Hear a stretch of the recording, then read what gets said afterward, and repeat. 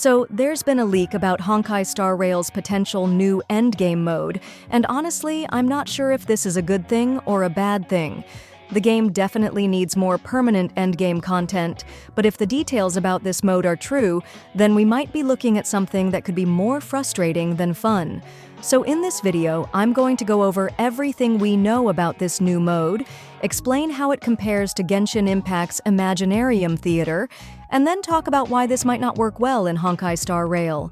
Save up to 23% on the current banners at lootbar.gg. All you need is your UID and server. The link is in the description. According to Flying Flame, Honkai Star Rail might be getting a roguelike-style endgame mode. In this mode, players would have to select a limited number of characters and fight through multiple floors of enemies.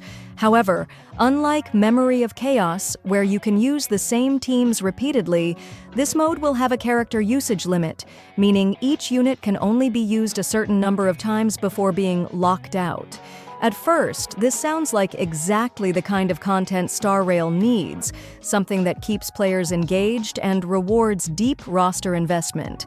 But if we actually look at how Imaginarium Theater worked in Genshin and compare it to Star Rail's combat system, there are some major red flags that make me wonder if this is really going to work as intended. For those who didn't play Genshin's Imaginarium Theater, here's how it worked. Players had to fight through a series of preset battles, but there were a few key mechanics that made it different from something like Spiral Abyss. First, characters had a vigor system, meaning each unit could only be used a certain number of times before they were locked out. This forced players to use a wider variety of characters rather than just relying on the same two optimized teams. Second, players could only pick from certain elements, which meant you often had to build teams with characters you wouldn't normally use. Unlike Abyss, where you can build whatever teams you want, this mode made sure that you couldn't just default to your strongest setup every time. Lastly, you could pick random buffs throughout the run, similar to Star Rail's simulated universe. These buffs could give extra damage, healing, or even unique effects that changed how fights played out. The main goal of this mode was to encourage horizontal investment. Instead of just maxing out a few characters, players needed to have multiple leveled-up units across different elements to succeed. Now, that's how it worked in Genshin, but Star Rail has a very different combat system, and that's where things get tricky. The biggest concern I have is character depth and viability.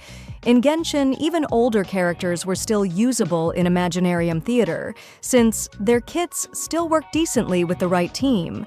But in Star Rail, a lot of the early 4-star characters are significantly weaker compared to the newer releases. If this mode forces players to rotate through their entire roster, there's a high chance that some players just won't have enough viable characters to complete it, especially free-to-play players or newer accounts. Another major issue is team synergy.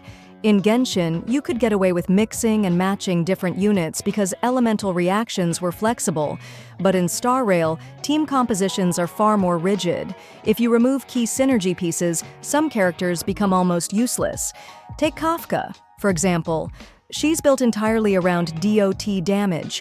If this mode randomly assigns characters or forces strict path element restrictions, there's a chance you could end up in a fight where your team just doesn't function properly. Imagine being forced to use Acheron without any debuff stackers, or Firefly without Ruin Mei. That kind of setup just wouldn't work. Then there's the sustain issue. In Genshin, you could survive without a healer or shield user because you had dodging, food, and shields from different sources. But in Star Rail, you either have a sustain unit or you die. If this mode makes it difficult to slot in sustain units at the right time, it could become a huge roadblock rather than a fun challenge. Another big problem is how free-to-play and newer players will handle this mode.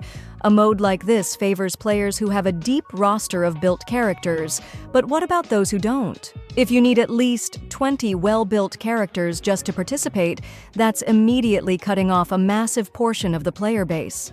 At the end of the day, I think Star Rail does need more endgame content, but this particular mode could be frustrating rather than engaging if it's not designed properly.